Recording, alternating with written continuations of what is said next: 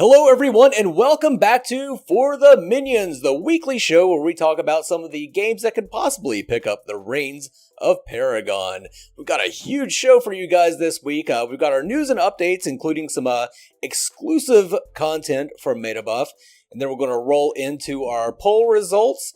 Then we'll hit up a new segment where we're going to talk about some technical details of how to make the Paragon heroes come alive with Ruba, who is well versed in the Unreal Engine. And then after that, we're going to get into our topic of discussion for this week is going to be the stun meta in Paragon. And then our community suggestion, which a lot of people, it came from Predecessor's Discord. A lot of people didn't like it in there. I loved it. But we'll talk about the pros and cons of that suggestion. But I am your host, the one and only Mangoose. Joining me, as always, is my wonderful co-host, Mandy Mal. Mandy, how you doing? I am fine as a frog hair, since you love all my southern sayings. Frogs don't have hair, God.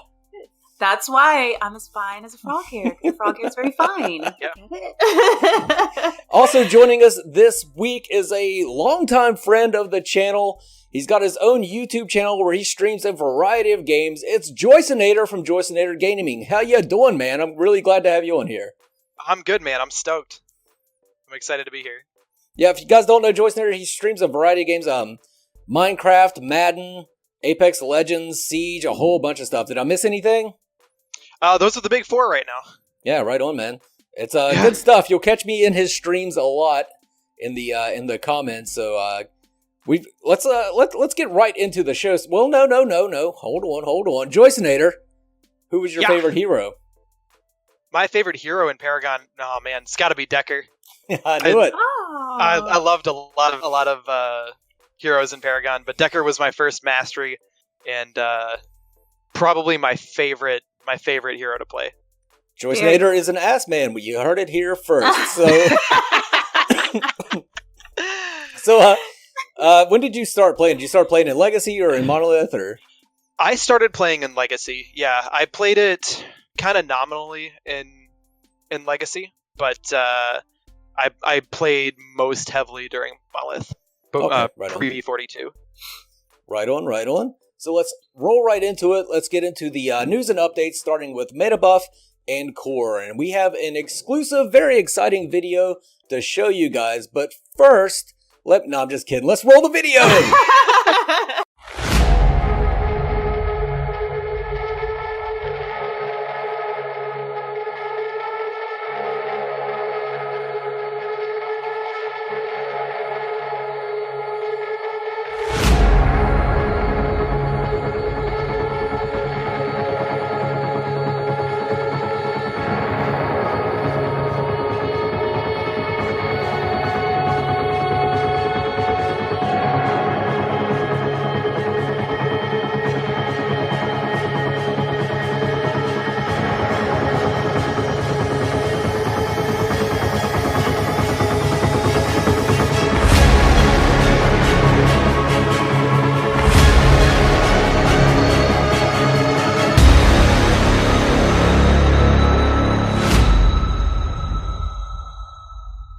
Alright, so there you have it, guys. Revenant is out. Sparrow is in. I know a lot of people are going to be very happy about that. Some Revenant fans probably not so happy.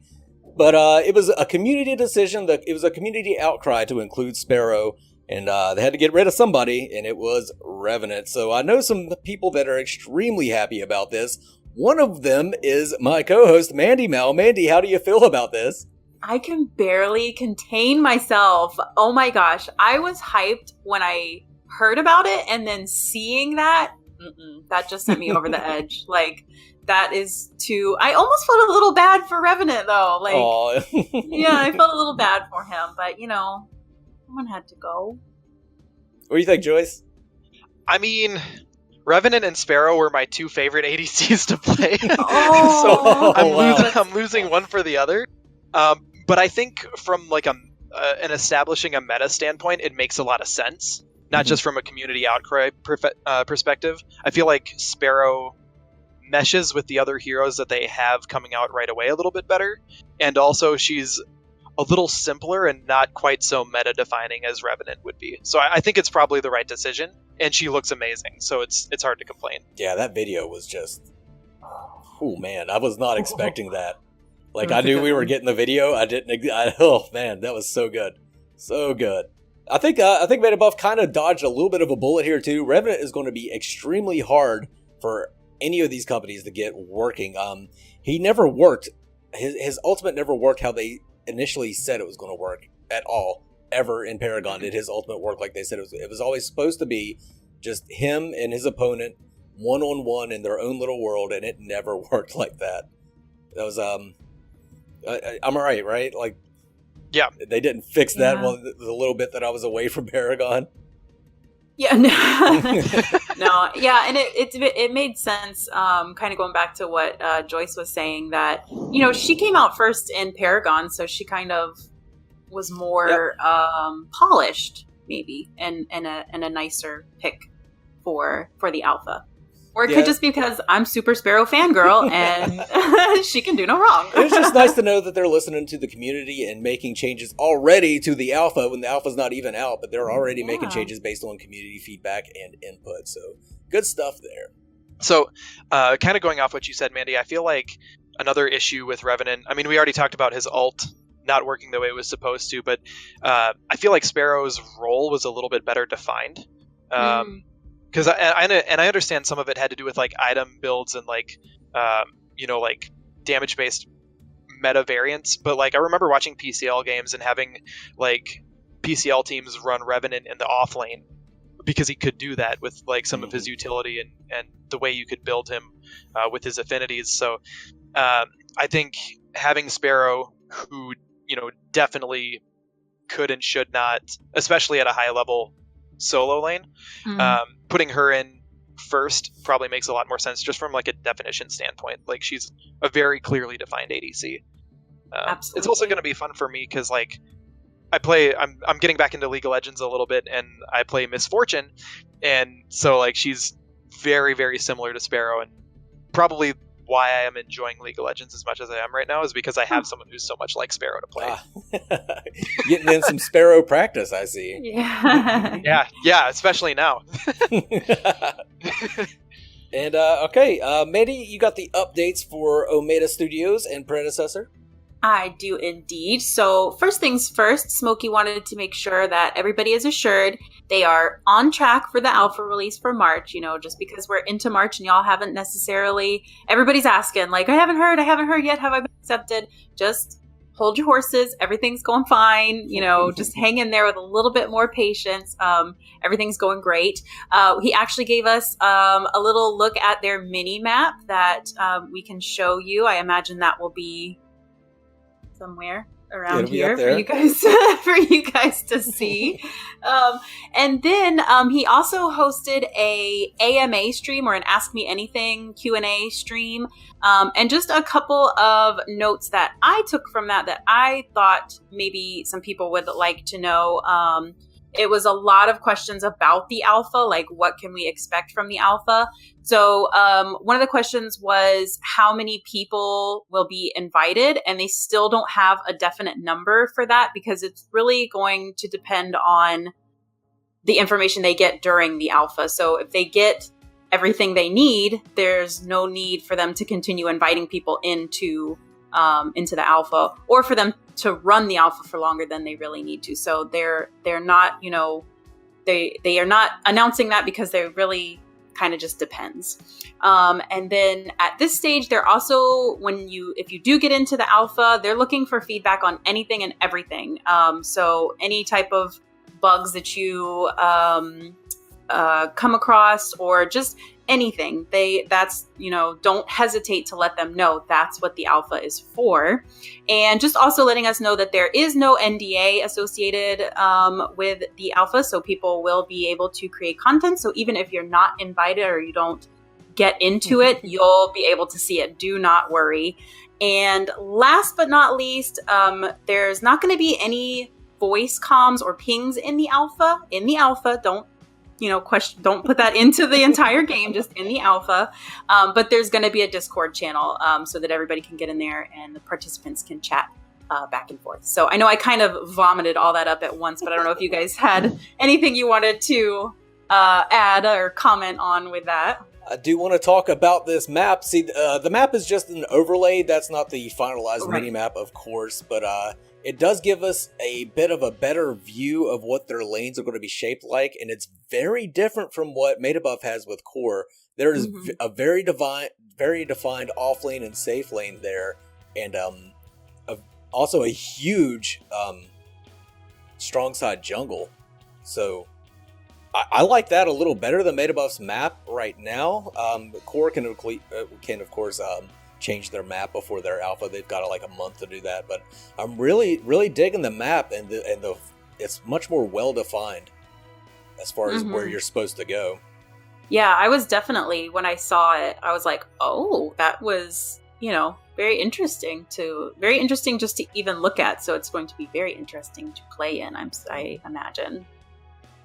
Yeah, I really like how like defined it is. With the, like you mentioned, the safe lane and the off lane. It's like they're not going to be. I guess it looks like they're taking the best parts of the Legacy map and the Monolith map and kind of like putting them together. Very good point. Very good observation. That's an excellent point. Because like in Legacy, they really didn't have anything to define where you were supposed to go for like solo laning or duo laning, and in this, I mean, it looks pretty relatively straightforward. And I like how you can like kind of identify like key elements of the jungle, like just by looking at this overlay. Yeah, Legacy, it was pretty much wherever red buff was is where the duo went. But nothing like, I guess, in like the shape of the map. Exactly. Like, that's what I was saying. That where the buff was. Having where the buff is not a way to define which lane to go to. That wasn't a good way of doing it. Moving on to Ethereal. Ethereal changed their logo, so they no longer look like Phoenix Rising. There was a lot of confusion between the two because their logos look very similar. And they released their logo. I'll have it up there, and it of course looks very beautiful and polished, just like everything that they've released. Their artwork is just top notch. I don't know who the fuck they got working over there, but god damn. And speaking of artwork, they released some new art for Dante and Aran. Dante being one of their marksmen, and Aran being a berserker, one of the guys that can kind of destroy environments, which is very cool. We also got like a little bit of a nice, cool little scenery map piece of art. That's going to be where a lot of their sort of forest type heroes come from, like their one-tailed fox, Kalia, people like that. And other than that, they just had 2 big meetings this week and said they're going to have some updates for us next week. So very mysterious of them. So what do you guys think about the logo and the art that we got from those guys? Joyce, you want to go ahead? Yeah, sure. So I guess I'll start with the logo. So I was in their Discord when they changed the logo, and they had like 2 versions of it put up. Looks like the one that they're rocking as their like primary logo is the like gray and black on white. But they also had one where it was almost like mirrored, where it's like gray and white on black. But they both there, yeah, they both look absolutely amazing. And I definitely, first off, think it was the right move because like they're setting themselves apart a little bit, and then also like it looks so clean. I like that a lot. I guess as far as like the artwork goes, when we first took a look at Aran, right? That's his name, the berserker dude. I loved like the texturing that they had on him. I said he kind of reminds me of like someone took like a stag beetle and like turned him into a dude and jacked him up. And I think that's like everything you could want in someone who can destroy map elements. Like he looks perfect for the role. Yeah, he looks very really intimidating. For real. Super, super cool looking stuff though. Yeah, I definitely agree. I loved that shot of like the lake and the forest and seeing all the flora and fauna. It looks amazing. The colors. I mean, like you said, whoever they have over there doing in the right spot, doing a top-notch job. Moving on, this is a game that we don't cover much on the channel. We covered it on episode 4. But they sent me some updates, and a lot of old Paragon fans are interested in this game, so I wanted to kind of touch on it. It's King's Hunt from Vaki Games. They received a developer's grant from Epic, and released a new gameplay trailer. If you don't know what King's Hunt is, it's a weird one. It's like they combine tower defense with MOBA elements, and it's class-based, and it's kind of like having 5 half-court MOBAs with one centralized objective in the middle. It's a wild one. Check that one out if you want to. I'll have their Discord linked in the video description below. Well, I have a little something to say about this. This is nothing against King's Hunt. I am very much rooting for them. I think they have a really, really cool project. But why the heck is Epic giving money to someone to develop a third-person MOBA when they were just know how to make one and we can't satisfy the community? But here, you can, like, it just got me a little bit triggered. Just a little bit. That's a very good point. Yeah, like why didn't they do that just before V42 when they yoinked half their developers to go work on Fortnite and Flash funding? Like, why didn't they just do this back then and save us all the trouble? Triggered. Keep that grant money for yourself and make Paragon, damn it. Yeah, that's so fucking funny. Congratulations to King's Hunt. I mean, what a cool project. I am definitely keeping an eye on this one, and looking forward to seeing what they can do with that money, with that Epic money. Yeah, it's a cool looking game, guys. For real, check it out. Yeah, absolutely. You'll be glad you did. And yeah, if you're looking for information on any of these games that we cover on the show, I'll have all of their Discords linked in the video description below. That's the best place to get information, updates, and just keep abreast of all that's going on with these games. So let's move on to the poll results for the hype poll. Just a reminder, this poll isn't... There's a lot of factors that affect this poll, and that's kind of what I'm measuring, is what affects the numbers of how excited people are. This week's poll was affected by one of my videos, kind of. That's the other thing you need to keep in mind, is that it's my subscribers that are voting on this poll. So last week we had 491 votes, with Core at 42%, Predecessor at 37%, Ethereal at 17%, and Phoenix Rising at 3%. This week we had 729 votes, quite the jump there, and Core was at 53%, Predecessor at 31%, Ethereal at 13%, Phoenix Rising at 2%. So not a whole lot of change.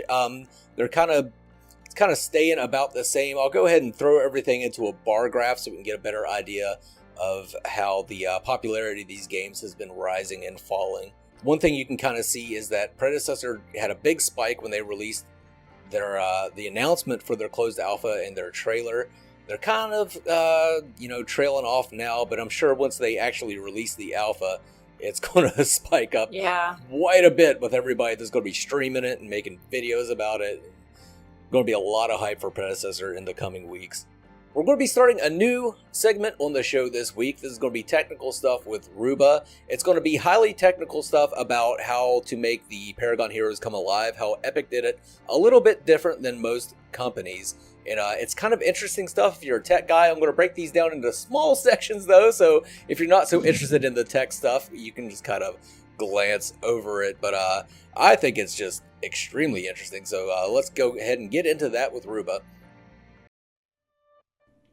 Okay, so so this week we decided we'd do some talking about specifically 2 systems that Paragon needs for proper animation, and we'll go in, we'll show you some examples, and we'll talk about like why it's important and how it feels, and a lot of the animation techniques that Paragon used were cutting edge at the time, and I know that they were really proud of the work that they had to do to make these systems, and I think for any kind of remake to really capture the feel of some of the heroes, and I know a lot of people have seen some of the Core footage and some of the Predecessor footage, and there's been feedback that the animations look odd and weird, and eventually I think these teams are going to have to figure out a number of puzzles to get it looking and feeling like the way Paragon was. So quickly talk about 2 kind of key things, and I know that Mongoose has got some footage that he's going to show up for you guys to give you an idea of what we're doing. But the first thing is something called the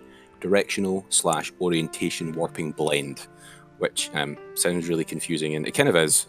It's like one of these systems that's like, once you understand how it works, it's really simple, but at the same time it's also really complicated. So normally when you're dealing with animations in Unreal Engine, they use a technique called blending or blend spaces, where you can take multiple animations and blend them together to get a final outcome. A good example would be like if you're playing Paragon and you're running down a lane and you start, say, swinging your weapon. They have two blends. One is the run blend, and the other is the swing animation blend. And when you're moving around, what Paragon uses a system called directional switching, where when you go forward, you go forward, and then when you go left, you start using some left animation. Now, other games would typically use a system where they blend the left and right animation. And I know I've got some footage here that shows Zinx running around. In certain directions, it looks fine, and then other directions, you get foot clipping. And I know some of the footage I saw. I think some of the early core footage, they had some of this foot clipping, and it's something that's like really easy to get into the problem of having, just based on the way that Epic provided a lot of the animation. Now, I do know, and hopefully Mongoose still has it. Sorry, Mangoose still has it. As a graphic that I put together that has what Paragon needs for run animations on one side, and then what Epic gave us on the other side, to kind of give you an idea of how complicated some of this setup can be. So I wouldn't if you see an animation from some of the new teams that are coming out with Paragon remakes and it doesn't look quite right, you really need to understand that there's so much work and time that goes into getting these looking right, that it's understandable that it's one of these things that's going to be a tier 2 or a tier 3 issue that they have to fix down the line. So as we saw with Zinx, she had some kind of foot clipping in side to side. The second piece of footage you'll see is using something called directional and orientation warping. And what happens is that the character will move forward, and based on the direction they move, the feet will rotate. And this is what we call orientation warping, where the character still looks forward, and as Paragon, they always looked forward unless they were stationary, and the feet will move the direction you put in. So either if you're on a keyboard and you're doing WASD, it'll move side to side. If you're on a controller, the controller will go back and forth through the different directions. So you can see here how the animations look a lot smoother, a lot cleaner, and as Zinx moves in circles and rotates around, you can see how the animation just feels a lot more natural and probably more used to what you had in terms of Paragon setup. So I think that's kind of the first puzzle. Like this particular rig to get set up, Epic did leave a lot of clues in some of their presentations that they did, and this is, believe it or not, some of the easier problems to solve that any of the remake projects are going to have to get their animators to work on and solve. But this hopefully gives you a kind of idea of how it looks. Probably this is one of the most important things that you need for controller support. And the last clip that hopefully Mongoose has got available shows you the same setup as before, but using a controller, and you can see how much smoother and cleaner these animations are. And if you try to do the standard setup where you're not using all this fancy technology of directional blending and orientation warping, controllers are going to look horrendous overall. So I know next week we're going to talk about another technique called speed warping, which is probably one of the de facto must-have technologies that you need in place to have proper controller support, and we'll talk about that next week. But yeah, Mangoose, that's directional and orientation warping. Yeah, and that was a real eye opener when you showed me that that graph, kind of not really graph, but that graphic that showed how much goes into making a character move and how much they actually gave everybody. That blew my mind. What I'll do as well is I'm going to give you two other graphics, and they basically show the scale of the animation system in Paragon. So that one picture that I've got that you can show, that belongs to a node on another grid that has 15 different things. Oh my god. And then that is part of another grid that has all these different layers. So I remember then one of the presentations, they showed all the different layers. So they had locomotion and upper body and all these things. Yeah. Like this graphic that with all these different connectors is one really small piece of a giant puzzle. And it's like for a lot of people make the assumption that when Paragon, the Paragon assets became available for the store, all these developers had to do was just copy and cut and paste them in. but they have provided them in such an unusable state. It's actually shocking, and I know like their lead animator talked a lot about on some of their streams about how they really wanted to go back and do it, and they've never done it. They told us in 2018 by the end of the year that they would have all this Paragon animation technology. They were going to give it to us, and they still haven't. And there's a new Unreal Engine version coming out, I think, in April, and we still don't have it. So for these teams, they're going to have to figure this out. Oh. So, did any of the heroes come with incomplete animations, like for just basic forward, back, left, and right sort of animations? Yeah, they came in various different states. Like initially, when the first wave of assets came out, and I think it was like 16 heroes, Shinbi was the only character that was hooked up, and she was basically hooked up with the 4 directions: jump and punch, or sword slash.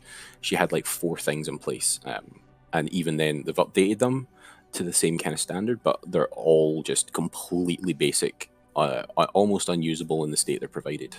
Okay, so that's why we saw a lot of people using Shinbi to sort of show off their maps at first. Okay. That makes sense. Shinbi's easy. Like one of the things, like the Paragon animation team went through a number of iterations. So the first bunch of heroes, like Steel, Gadget, Gideon, Feng Mao, Severog, they use really simple animation techniques. And then as you can actually see going through the assets, Epic got better and put in new systems. But Shinbi for a long time, I think for about 6 or 7 months, was the only one that even worked out the box. Oh. And you had to know what you were doing to get the other ones working, which is why all the demos had Shinbi and her animations hooked up. So once you get those hooked up for one hero, is it like a template that you can just apply to the others, or is it something you have to do for each and every hero? So that's a really good question, and it really depends how. Like, so there's a bunch of I think there's five major systems that you have to put in place. And the way the Unreal Engine works is you have your animations, and they're driven by code underneath. So, for example, orientation warping is an example where the game has to figure out which direction you're going, based on your controller or joystick input. It then has to capture that direction, turn it into a number, and then figure out if you're going forward, what direction it is in. So you need these systems hooked up. There's orientation warping, speed warping, directional warping, distance matching, and stop distances, and another one that I forget. But you need to have all those in place, and once you do, all you have to do is rig in the heroes and get them plugged in. Okay. And I think there's only 3 different animation blocks overall. So the first kind of batch of heroes, and then there's a bunch in the middle, like the Chimera Seraph phase, and then all the newer heroes, I think Shinbi and afterwards, all use a different one. So if you get the systems figured out and you figure out one hero for each of these 3 phases, it's a relatively simple job to hook up the animations for the rest. Okay, right on. So that's definitely eye-opening. That's definitely very interesting. I look forward to the conversation on speed warping. You showed me some stuff that I've been kind of diving into and trying to learn about.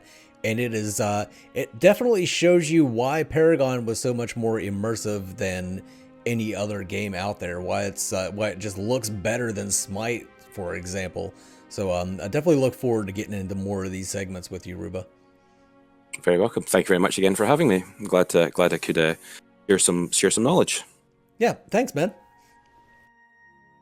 All right, everybody, that was pretty cool stuff from Ruba. I'm really glad to have him aboard, and that really shows you a little bit of why Paragon was a little more immersive than some of the other games out there, is because they use that orientation warping. Next time we'll go into speed warping, which is another thing that they did that's kind of interesting to do with how you run, how it looks when you run around the map. But so look forward to that next week. But right now we're going to get into the topic for discussion, which is the stun meta. And I know Joycenator has a lot of good stuff to say about this, so I'm going to turn it right on over to Joyce. Yeah, so I guess one of the main things I noticed when I first started playing Paragon is because so many of their players came from PS4 and were people who liked first-person and third-person shooters, is a lot of them had never really played a MOBA before and didn't understand how important stuns and hard CC is in a MOBA. And I understand in Smite it's kind of prevalent, but not as much as it was in Paragon.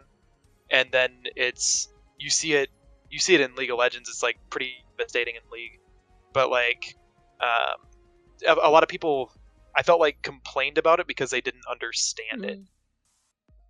And it wasn't like an issue how much CC there was in the game. It was more people not understanding how and why to use CC and how to play around it, because they were coming from shooter games where you point, you shoot, you know.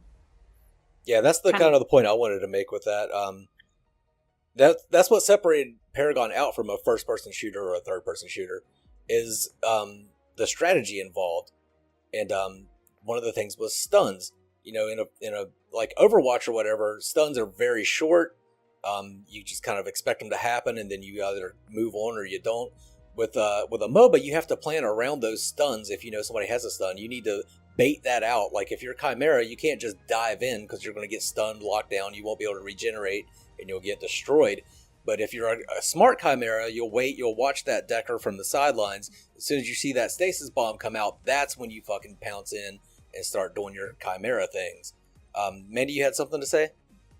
No, I was actually just kind of agreeing exactly with what Joyce said, that it, was so coming from a game that's so black and white, like a shooter, and not having to strategize, like you said. And that's basically what happened to me. I'd never played a MOBA before, so I didn't understand CC. And it's a learning curve that you gotta, like you said, you pretty much learn from getting fucked up from your mistakes. So, and I think something that I wanted to kind of touch on, I think you had a guest on here. I'm blanking on who exactly it was, but they, if I remember right, they came from a background in Gears of War 3, or like the Gears of War series. Oh, who was that? I'm trying to think who that was. That Britick? I don't know. I think it was Britick. Okay. If I remember right, yeah. And for me, because like a lot of PS4 players aren't familiar with Gears of War because it's an Xbox exclusive. But a lot of new players to Gears of War would have the same problem, because Gears of War has like an active cover system. So you'd get people who came into Gears of War not knowing how to roadie run, not knowing how to use cover effectively, and fire around cover, and they just get destroyed, like trash talk the game and be like, oh, this game's garbage, you can't do anything. No, you just have to understand the essential mechanic and be able to play around that and understand how to use it. It's the same thing with MOBAs. Like a lot of, because on console we have what, like Smite, Mandy? It's about it for us PS4 people? I believe so, yeah. I'm drawing a blank if there's anything else. Yeah, Smite, and then like I guess Paladins and Overwatch, but like it's not, like you said, Goose, it's not as prevalent. Like the stuns aren't as impactful. Yeah, and they really can't be. And that's definitely one of the things that separated Paragon out from all those class-based shooters as opposed to a class-based MOBA. However, I do think there was problems with Paragon stuns. I think they retained the stun durations from Legacy into Monolith, where the time to kill became much faster. So usually in a MOBA, in order to kill somebody from 100% to 0%, you have to chain your CCs, you have to set them up well. In Paragon, though, sort of towards the middle of Monolith, like Rampage Rock would hit somebody and, Murdoch, bam, bam, bam, they're dead. Like, that really didn't require a lot of thought or setup. It was just, did Rampage hit his rock? Yes, they're dead. Did he miss his rock? Then they're alive, you know what I mean? So I think there was a lot of problems with Paragon. I was talking to Numpad from in Ethereal's Discord 1234. Like they were saying, there were some like strange stuns in Paragon too. Like why did Wukong have a stun on his like staff push? Like what point was there of giving Wukong a stun? Like it already displaces you. Mm-hmm. Why does it need to stun you too? Mm-hmm. He was also like a powerful enough hero that they had to remove him from the game for a while because he was so goddamn strong. And then why give him a stun on top of that? So And then they tried to fix a lot of those issues, not by balancing the game, not by balancing the stuns or anything like that, but by, of course, introducing more heroes like Terra and Yin and stuff like that. So they were throwing band-aids on a gaping wound instead of, trying to fix that gaping wound. So almost like putting roach poison on a gaping wound. Yeah, this little cut on my arm, it used to be a lot bigger, but I accidentally put roach poison in there instead of Neosporin. Apparently it worked fucking great, because that was a ragged ass cut from a pruning saw. So. Sorry, I just had to... Yeah, I'm an idiot. It happens. Happens to the best of us. But I was gonna. Oh, sorry. No, go for it. No, I was just gonna say, like, I feel like they didn't take into account the roles of certain heroes as much as they should have when they were considering CC. Like, you just mentioned Wukong, like, there was he was so strong, like, there was no reason for him to have CC on top of it. But then you get, like, you mentioned Rampage Rock. You know, like, you design someone to be a jungler, and you give him a CC hard enough that people are playing him as a support, just because his CC hit so hard. Yeah, so, that's like, very true. Why did Rampage's Rock last as long or longer than Decker's Spell Bomb? Or Stasis Bomb, excuse me. Mm-hmm. Like, there's no reason. There's no other MOBA out there where a carry has a stun. Mm-hmm. Not that I can think of. Smite, I think they have a few stuns. But they're not. I don't know. But I mean, you wouldn't expect them to stun as hard as like a support, right. though. No, exactly. You know, like Thunk should stun someone as long as it did, in my opinion. Versus Rampage's Rock got like pretty much unlimited range on it and stuns for longer than support stuns as a jungler.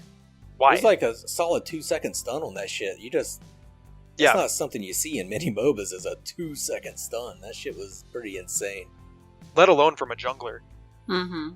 But overall, I think you're right. It was a problem of people coming into a MOBA that had never played a MOBA before, and they were trying to play it like a first-person shooter.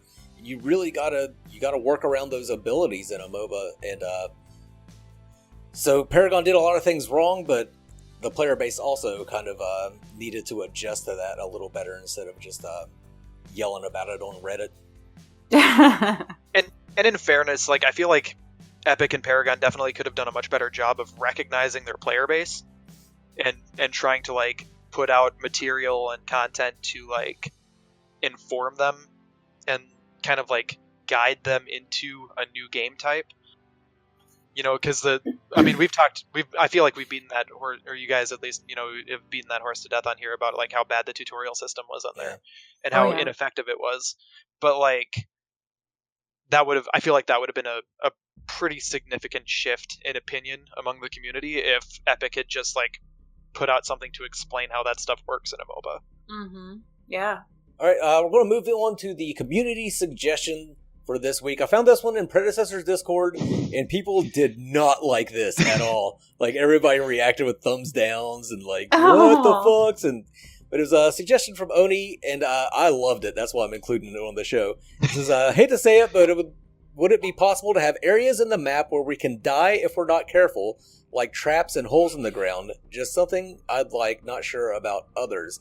And like I said, people seem to hate this idea. I think it's fantastic. I think it's great. I mean, it already kind of fits into Ethereal. I don't know if it has a role in Paragon, but I think it's cool as fuck. I think that's a great idea, making you watch your feet.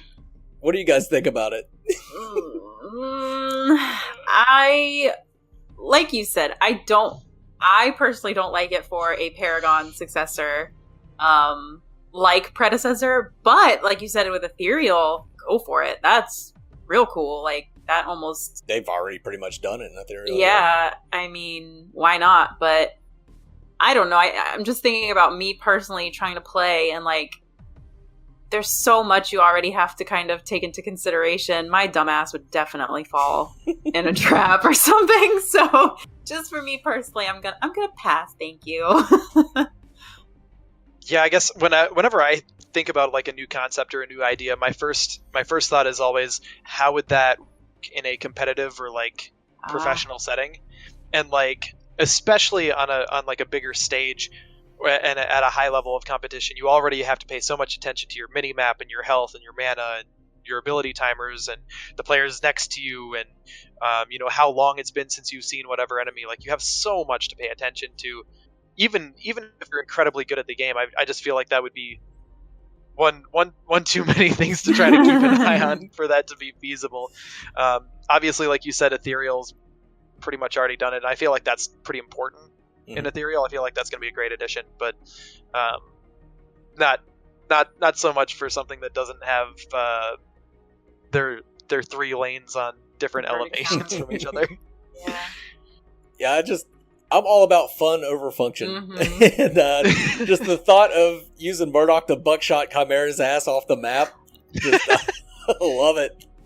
Maybe if you had like a separate mode for it. Yeah. Oh, yeah. That's a good idea. Oh, yeah.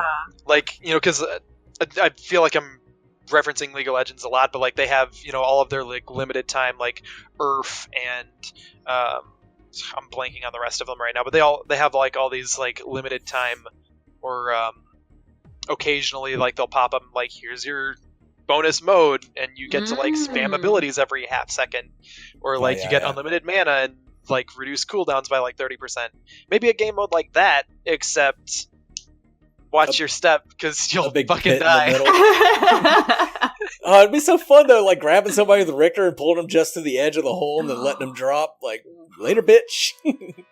Feel like it'd be cool if they had like an animation underneath, like a Sarlacc pit or something. Like Richter just yoinks you with a chain and feeds you to a Sarlacc or something. You'd have to have like a Fing Mal's reaping dash to get out of her or some shit. But Richter, though, you pull them in, silence them, and then they're fucked. They're fucked if Richter pulls you in. See you later. Or not. Sarog fucking batting an entire team into the Sarlacc pit. That would be great. It's a home run! Anytime you can put a Sarlacc pit in a game, I'm all for it. Yeah. Yep. 100%. Okay, guys, I think that's going to wrap it up for this week's episode of For the Minions. Let's move on to plugs. Mandy, you got anything to plug? I'm finally not sick anymore, so I'm going to be... Yay! I put out a little mediocre gaming, and I got some more stuff cooking, so just check me out. Yeah, and another thing to do with King's Hunt, Mandy did a really good video on King's Hunt. That's how I found out about it, so you can check out her video about Vaki games and King's Hunt if you want to learn more about it. Aw, shucks. Joycenator? Yeah, so what's going on with me right now, we're actually super close to like the 4,000 subscriber mark. Might even hit it by tomorrow's stream. Ooh, yeah. So, yeah, big That's stuff. exciting. I also, a lot of people have been asking for me to play Siege again lately. Probably going to be trying to play Madden this weekend, but I also haven't done my ranked placements yet for this season on Siege, so I'm probably going to try to get that done soon. If you guys want to check that out whenever that starts happening. But thanks so much for having me on the show, guys.